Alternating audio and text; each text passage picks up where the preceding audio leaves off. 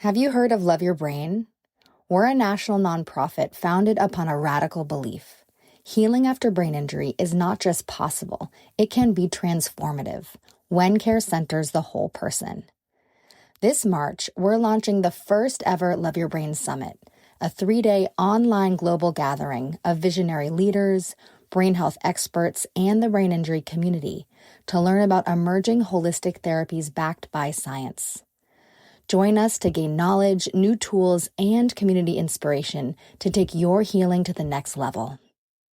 Yes, so big picture, Love Your Brain's mission now is to improve the mental, physical, and social well-being of people with brain injury, as well as caregivers. And we do that in a couple ways. So we offer free research-backed programs delivered in person, online, and in hospital-based settings that blend yoga, mindfulness, brain health nutrition, psychoeducation based on the science of resilience, as well as community building.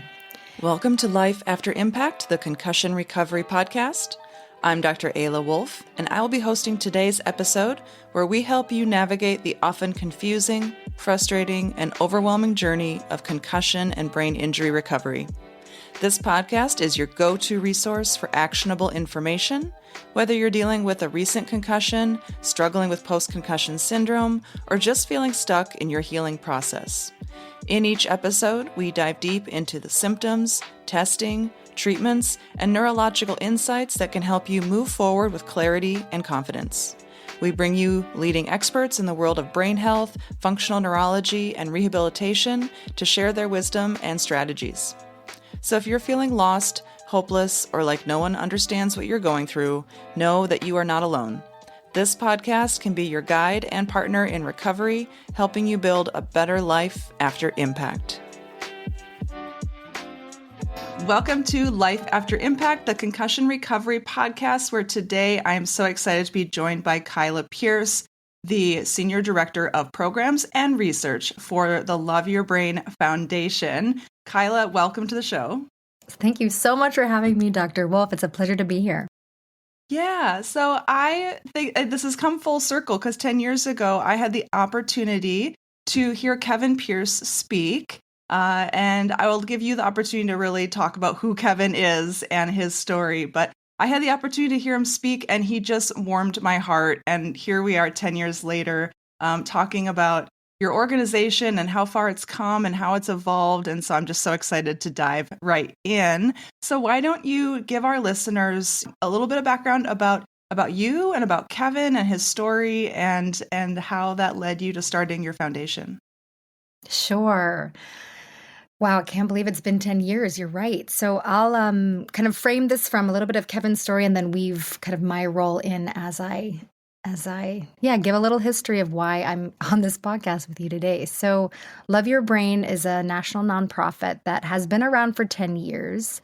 We were founded by Kevin Pearce and his brother Adam Pearce, who's also my husband, after Kevin experienced a very significant traumatic brain injury right before the Winter Olympics. He was a professional snowboarder, projected to win the Olympics, and in a training accident right before in Park City, had a bad fall and was rushed to University of Utah in acute care for about 3 months, and then transitioned to Craig, had a long healing journey. I'll keep it quite brief. But one thing that his brother Adam, who ended up taking a year of leave from his work to really be by Kevin's side and support him in his healing process.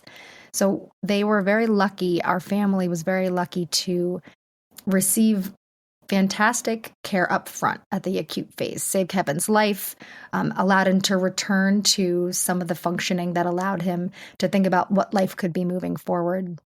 And what became very clear was that when Kevin was transitioning back to his community, there was such a lack of ongoing support that really saw the whole person. So allowed Kevin to still continue to feel confident physically as a professional snowboarder.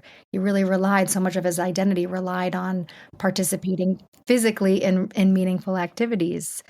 Also, his mental health. There, as the listeners probably know, mental health is often impacted after TBI. About 50% of people have a mental health condition. And he continued to struggle to kind of figure what his place was in the world. And then socially, relationships change, his friendships changed. So Kevin and Adam really felt like Love Your Brain as an organization had an opportunity to provide holistic health programs that really supported the whole person after brain injury.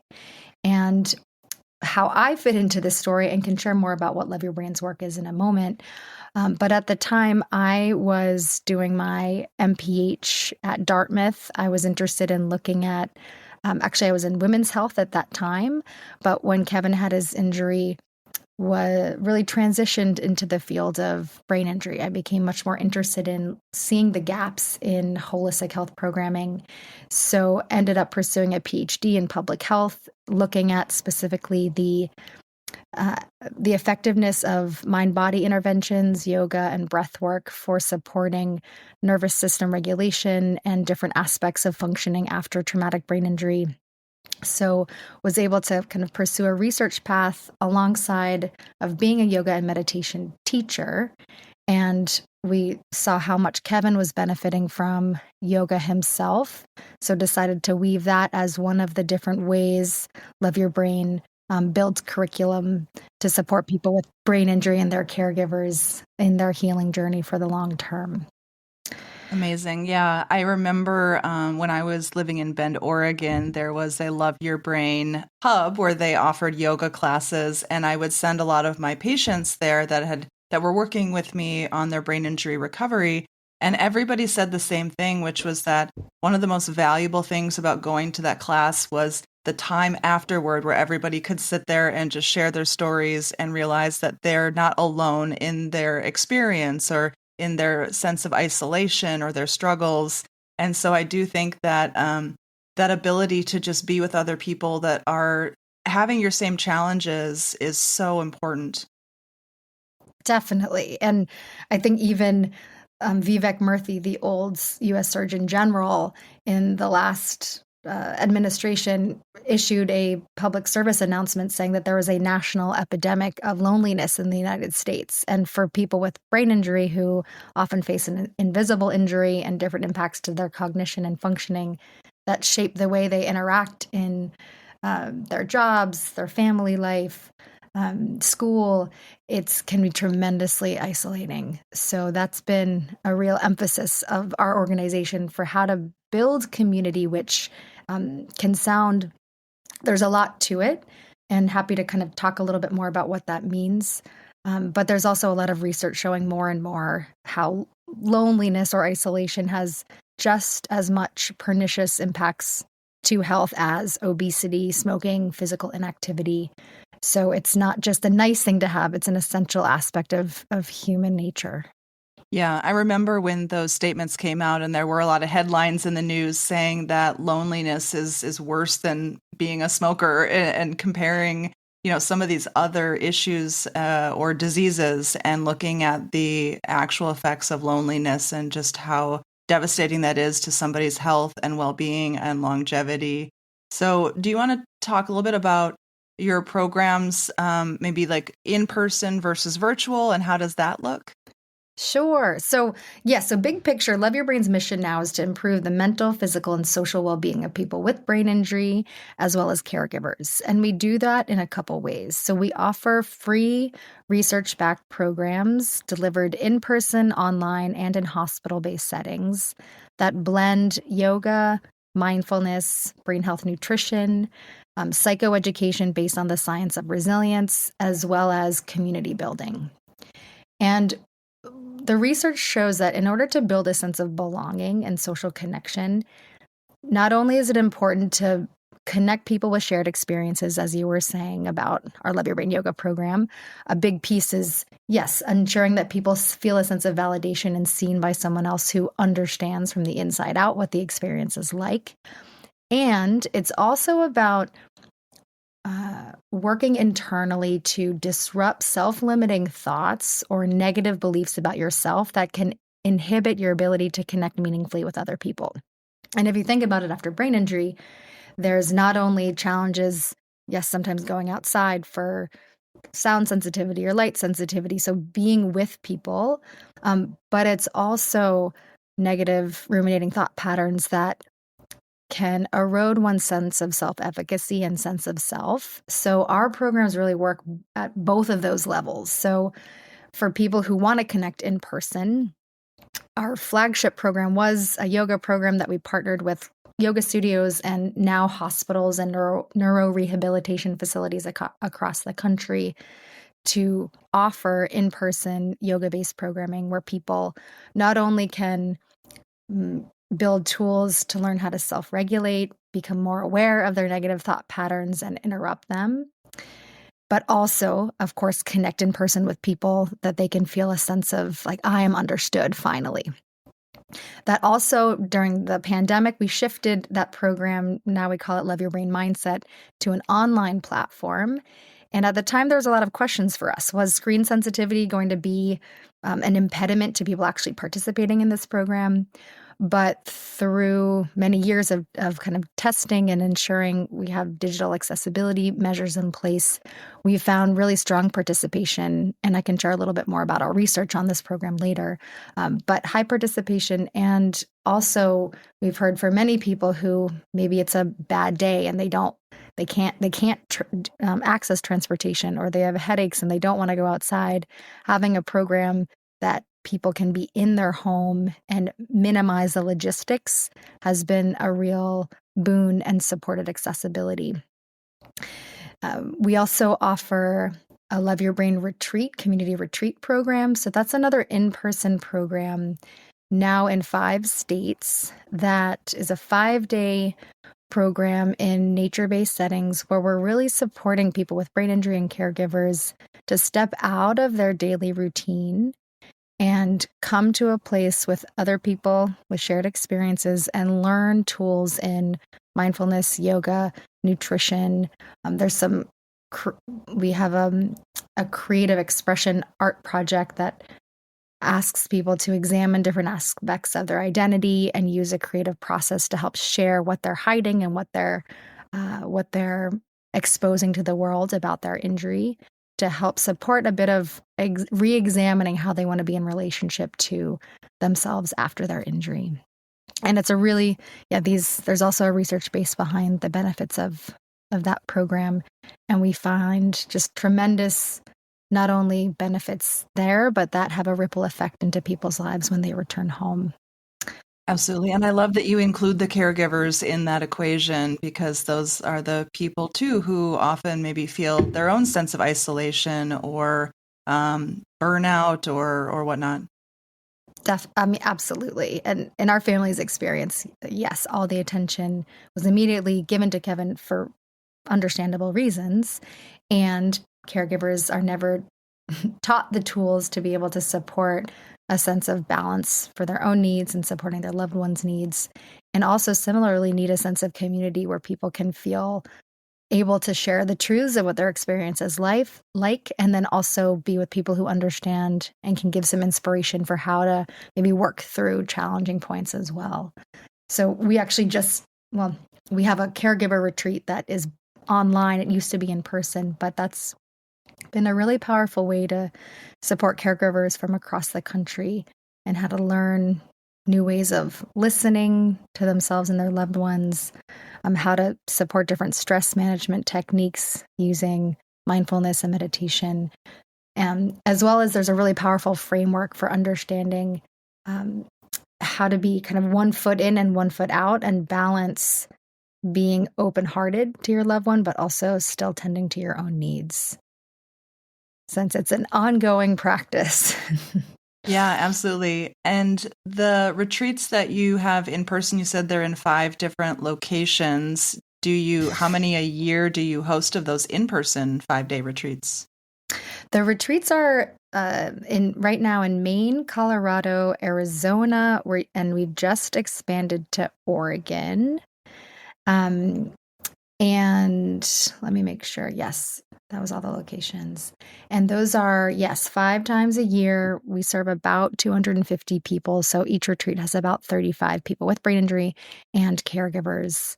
And they're completely free. We offer opportunities for people to do some peer-to-peer fundraising, but really, we're very committed knowing the high expense of ongoing medical care for people with brain injury to really democratize access to holistic health programming so that there's knowing the chronic nature of brain injury, people know that they have access to resources in the long term. Yeah, that's amazing that you can offer that at no cost to the people who attend. Do you have a waiting list of people? How do you kind of plan out who gets to go and when and where? Yeah, we have 2 cycles of open enrollment, usually a spring cycle and a fall cycle. And we have an amazing team who, when we open enrollment, when people apply, we actually have an interview process so that, because for many people, this is often the first time they've traveled since their injury. And we have people coming, 2 years out to sometimes 15 years out, and really want to ensure that there's a sense of connection to the organization, trust in the team that's going to be supporting the retreat, and also a space to ask questions, because there can be a lot of anxiety and question around, yes, can I do this? Is this the right space for me? So we have an interview process that includes that kind of face-to-face time. And then, yes, we have a wait list, and also it's been, we have no trouble filling them, and also want to ensure that people who are first-time participants from an equity of access perspective can participate. Sure, absolutely. And then on top of all of that amazing programming that you have, you mentioned the research part that you wanted to touch upon. Do you want to talk about what you're doing from a research perspective? Sure. Yes. So I think Love Your Brain kind of uniquely sits in a place where we're in service delivery, but we also want to help shift the culture around how people perceive the healing process and what kind of the recovery journey looks like. So a few things. We participate and lead, so we collaborate and lead research that looks at this point at the preliminary effectiveness of our curricula. So when we blend yoga, mindfulness, education, nutrition, and a strong emphasis on community building, what is the experience of people with traumatic brain injury? So we've done actually the largest studies looking at online and in-person yoga-based interventions for people with traumatic brain injury. One study, for instance, was of our Love Your Brain Mindset online program. This looked at participants who had joined a Love Your Brain Mindset program over a 2-year period. We use a pre-post methodology, so we assess at the eligibility form stage and then the feedback form stage changes in 5 different health outcomes. We look at quality of life using the quality of life after brain injury scale, and 4 different short form self-reported quality of life measures from the NIH Promise patient-reported outcome measured scales looking at resilience, cognition, emotional and behavioral dysregulation, and there is one more. And positive affect and mood. And in this study, there was about 1,800 people who participated, about 700 of whom we had complete pre and post data for, and found significant improvement in all 5 of those outcomes. So, of course, the limitation is this is not a controlled study. There's no randomization. And a benefit of this is there's a lot of ecological validity, meaning this is a study looking at people with brain injury in everyday life who are accessing a holistic health program. So it can be kind of generalized to if somebody's out in their community feeling a lack of support and needing access to other tools that support mental, physical, and social well-being, what some of the results might look like for that type of individual. So suggests that there is multifaceted benefit from online yoga, mindfulness, and psychoeducation programming. Yeah. I mean, research has to start somewhere, and it usually starts by collecting data and having these, insights to say, okay, this is what we're seeing in this program, before we start to try to apply this randomization process to a study design. Exactly. Exactly. And so we're fortunate because we serve about 10,000 people a year, about half of whom have brain injury and are caregivers, about half of whom are clinicians through different outreach initiatives. So we have a large platform for data collection, and can contribute to the kind of scientific literature in that way, which has been such a, we're very proud of that, knowing there's a lot of nonprofits who are doing great work, but don't necessarily have that infrastructure to be able to collect and analyze data in a kind of meaningful, robust way. So that's helped us also position ourselves and collaborate more formally with the medical system so that we can really be more of a bridge for once patients return to their homes and are looking for kind of their next step. Love Your Brain's programming can be a bridge for long-term healing.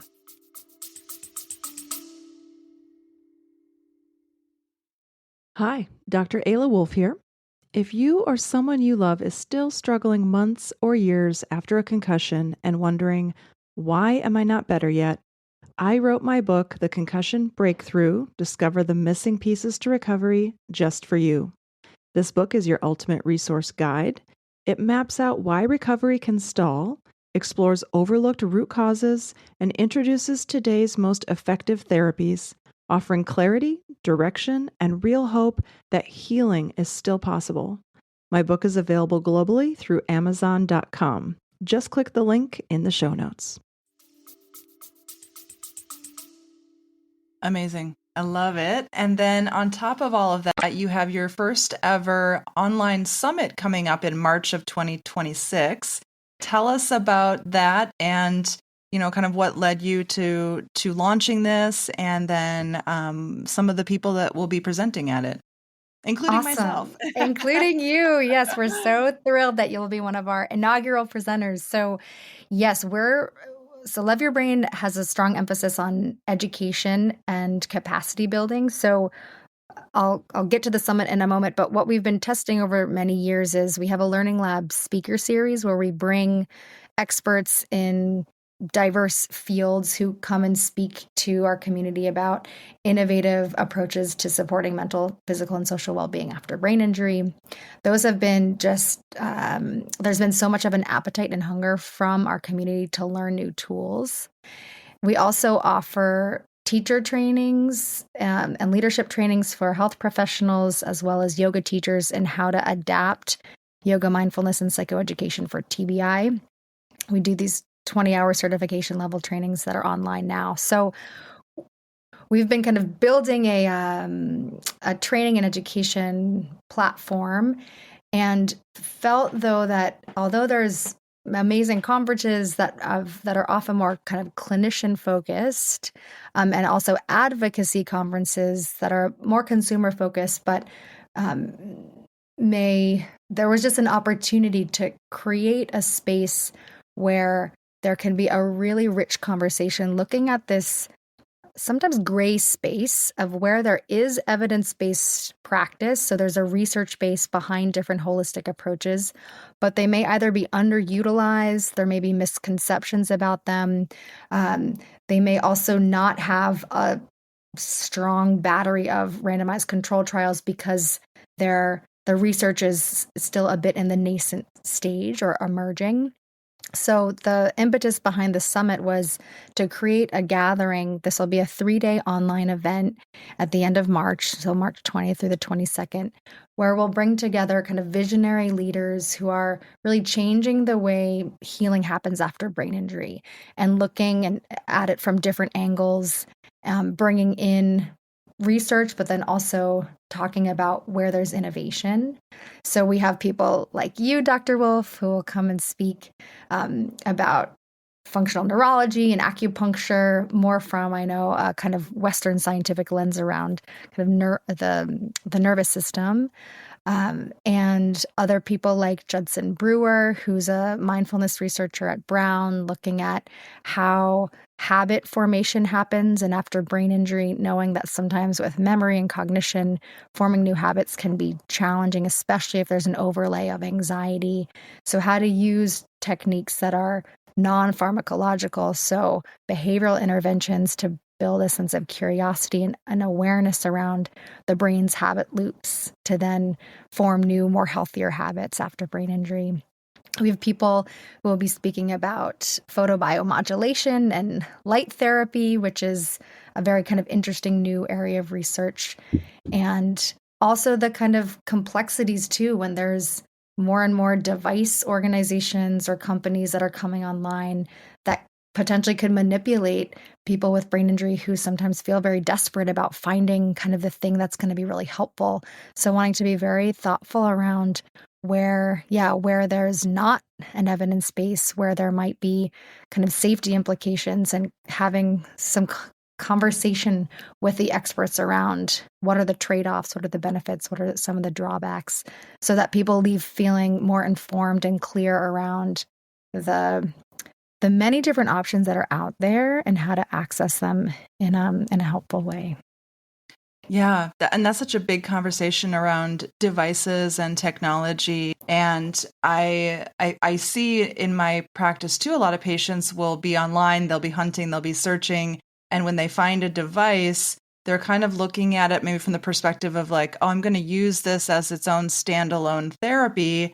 But in a functional neurology kind of mindset, oftentimes these different devices, we're using them in the larger context of a more targeted rehab program, and understanding that there's always a limitation to every device, and there's a certain amount of either frequency that it needs to be used or to really make a difference. And so there is a lot of questions around, if I'm going to go buy some kind of device or tool, how frequently do I have to use it? Can it actually work better if it's used in the larger context of some other targeted rehab program? And then also, compared to other things, how far is this going to actually move the needle on my recovery? And so there's just so many different layers that you have to kind of look at all of this technology through to say, does this make sense for me? Yeah, it's so true. And that the multifaceted lens, like you were speaking to, of using them in isolation versus using them in combination with other approaches, and is really what the summit is designed to help unpack and provide space for people to ask questions and hopefully come away with more clear actions for what is the doorway in that is unique to each individual, unique to each brain injury experience, but also draws on some universal research and lived experience best practices. Yeah, and I know the summit is going to be live that third weekend in March. Are you also recording it and making it available to people for a time frame afterward, or do people have to be able to kind of be there at that moment in time? There'll be different ways people can engage. So yes, there will be the option for people to access recordings so that it can be an ongoing learning resource. Also knowing 3 days of online content can be a lot for the brain to process. So minimizing cognitive fatigue by having access later will be important for sure. Yeah, great. And then what is the website address where people can go and learn more about it? It's so loveyourbrain.com and then /summit, but really invite folks to check out loveyourbrain.com, knowing that we always have free programming available for people with brain injury, caregivers, as well as clinicians. And yes, would love folks to be able to participate in the summit, since the goal is really to leave people with actionable steps for how to continue to support the healing process, since it is nonlinear and ongoing. Yeah. I looked at the lineup and I'm very excited to be part of it, but also to hear what other people have to say, because I think you've brought in such a diverse group of people to present on different topics, and I think it's going to be fabulous. Thanks. Well, it's definitely a big honor of ours to have you part of it, and I know you've helped connect me with some great people, like Dr. Morrissey, who's been on this podcast with who's advanced EMDR specifically for brain injury, and then so yes, it's going to be great. Yeah, excellent. And Would you mind giving people an update on how Kevin is doing these days? I know you said he's got a new kiddo.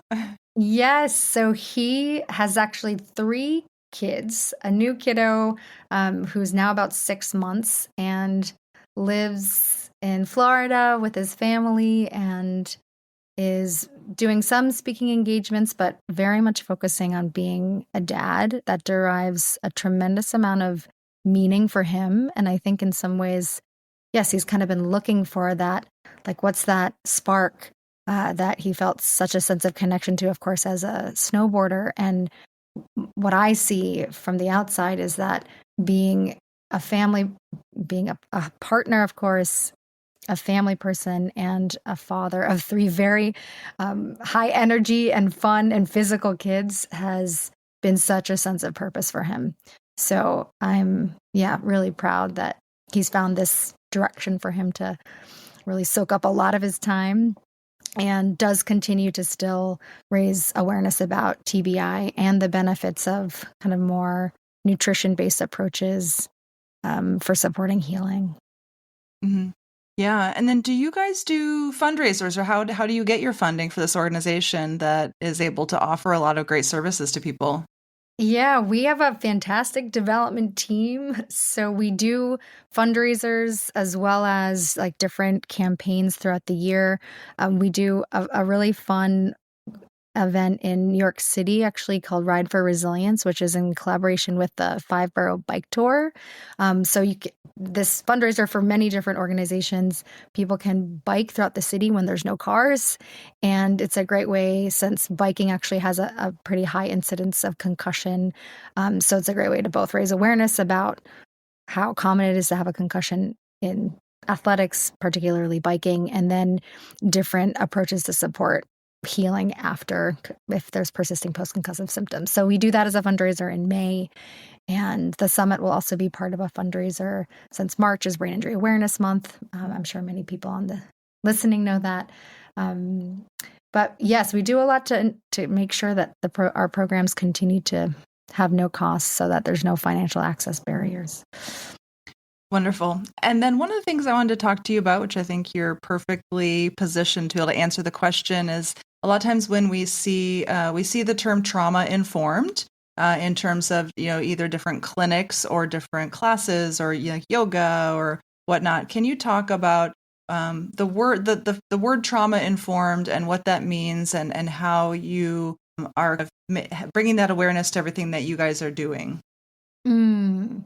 Yeah, so this is definitely, especially our roots in yoga spaces or wellness spaces, as you said, a term that's really thrown about a lot. And so if you think about trauma, Hala Corey she's a yoga teacher as well as, I believe, a social worker, has a great kind of simple definition of trauma as being any situation where our capacity to respond and cope is overwhelmed, and we feel helpless, hopeless, and out of control.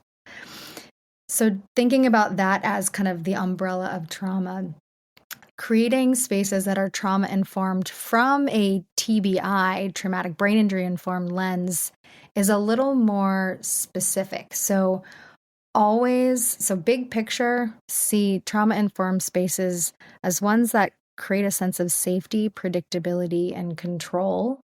So how are we supporting people to feel a sense of agency in their choice to participate in whatever activity it is?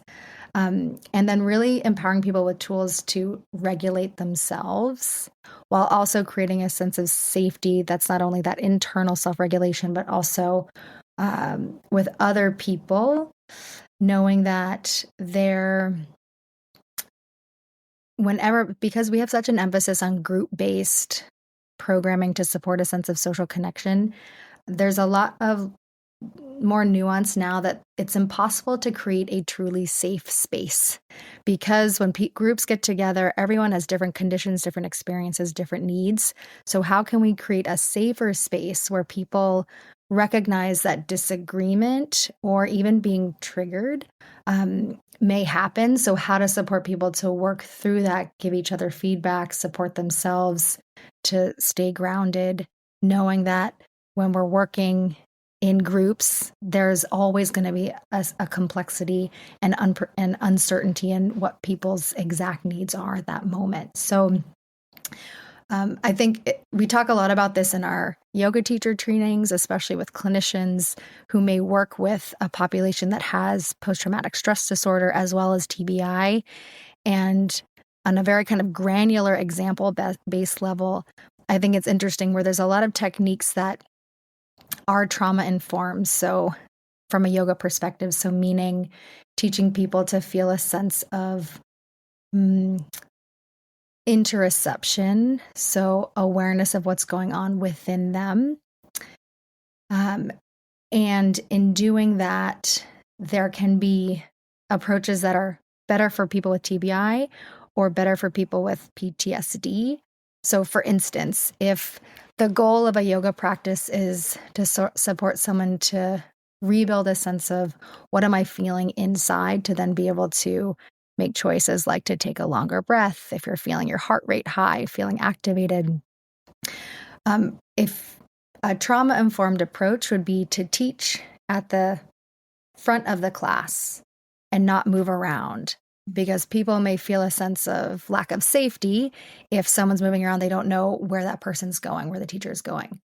A TBI-informed approach from a sensory processing perspective, it could be a lot for someone to listen to someone give instruction at the front of the class and then move around. So auditory processing is happening, kind of cognition to pay attention to where that person is moving. So from a trauma-informed lens and a TBI-informed lens, both the technique of giving instruction from one place is best practice, but for different reasons. So maybe I'll pause there and hear if that's answering your question. Yeah. I love that kind of the thought that goes into all of that, what you just said.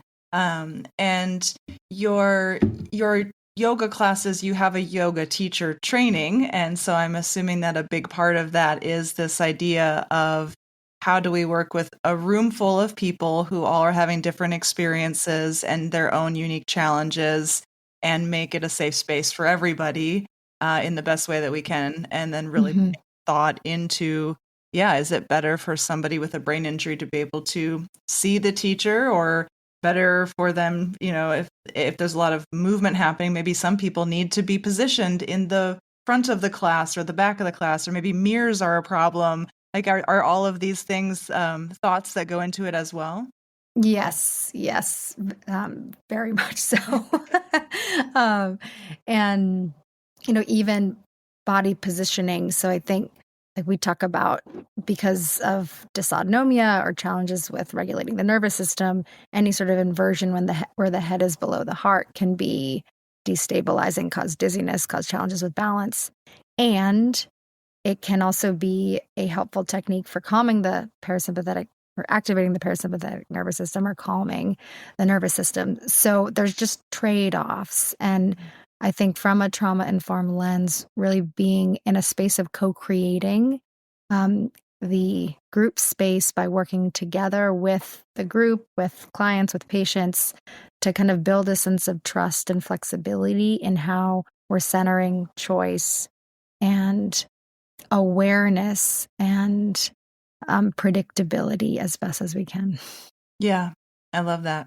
And you mentioned that your in-person yoga classes are at different hospital settings.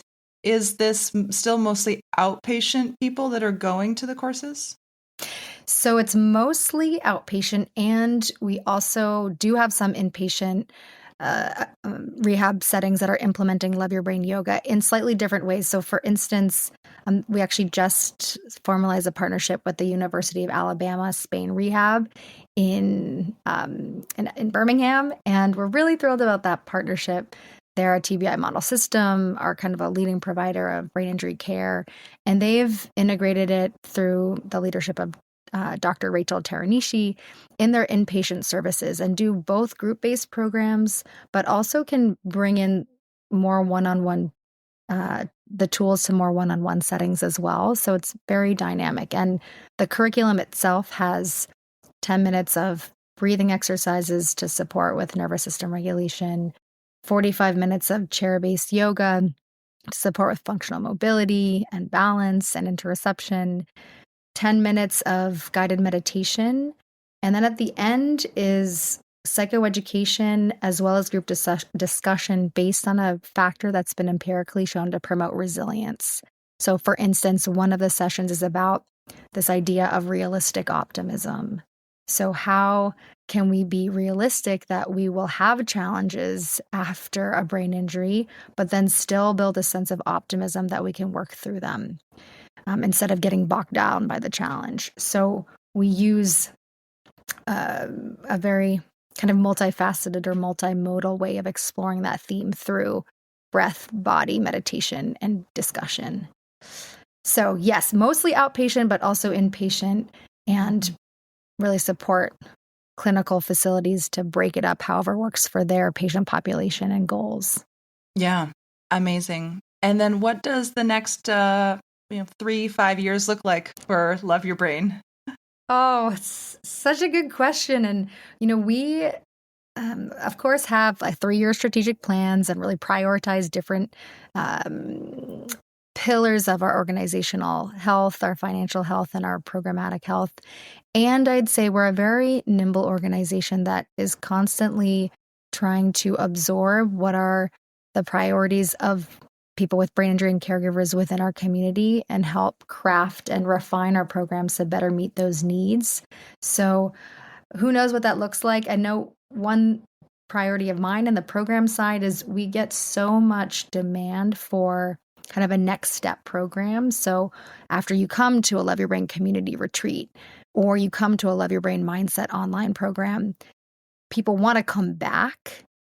And from an equity of access perspective, we want to ensure people who haven't had yet a chance to participate can do that. So thinking about what's then kind of a Love Your Brain retreat 2.0, so that there's a real pathway for people to stay connected and continue to support their healing journey. Yeah, I love it. I can imagine when somebody comes and they have just this really amazing healing experience and meet a lot of great people, it is probably hard to then kind of go back into day-to-day life and then feel like, okay, well now what do I do with this experience? Yeah, and it's a both and, because we very much want people to, and they do go to one of our programs and then carry forward the learnings and apply them into their daily life to build more sense of resilience and ability to navigate life and support their emotional well-being. And yes, there is that feeling of like, oh, I finally found my people. So how to then build that sense of ongoing relationship.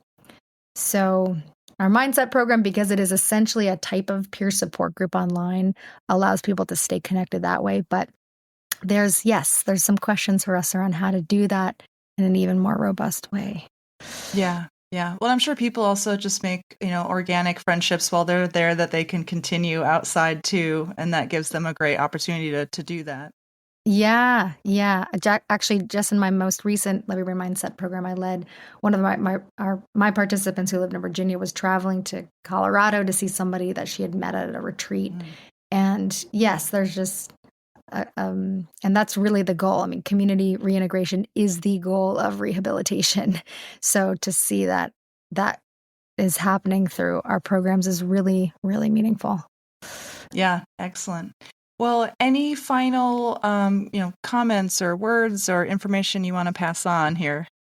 Just a huge thank you to you and the listeners for allowing me some space to share about Love Your Brain. It's pretty amazing if I think back to when Kevin had his accident 15 years ago and the sense of hopelessness and roads being closed, things going sideways that our family felt, to now be a part of this thriving organization and community that sees the potential in all of us to move through adversity and find new dimensions of ourselves and grow through this together has been just such an honor in my life. And that's why I'm still in this and will be in it for the long run. Yeah. Well, he's so lucky to have you and his brother, and what a way to take a very traumatic experience and help other people ongoing. It's incredible, really. Mm, thank you so, so much. Yeah. All right, Kyla Pearce, everybody. I will put all of your information in the show notes on the Love Your Brain website, the dates for the summit, links for people to show up. Or do you guys also have social accounts that you want me to share, Instagram or? We do, yes. We put a lot of good education out on Instagram, so it's just Love Your Brain. We keep it simple, but yes, join our community, and we hope to see you and stay connected. Excellent. Amazing. Thank you so much for coming on the show. Thanks, Dr. Wolf.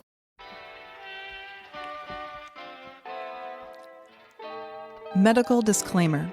This video or podcast is for general informational purposes only and does not constitute the practice of medicine or other professional healthcare services, including the giving of medical advice. No doctor-patient relationship is formed. The use of this information and materials included is at the user's own risk. The content of this video or podcast is not intended to be a substitute for medical advice, diagnosis, or treatment, and consumers of this information should seek the advice of a medical professional for any and all health-related issues. A link to our full medical disclaimer is available in the notes.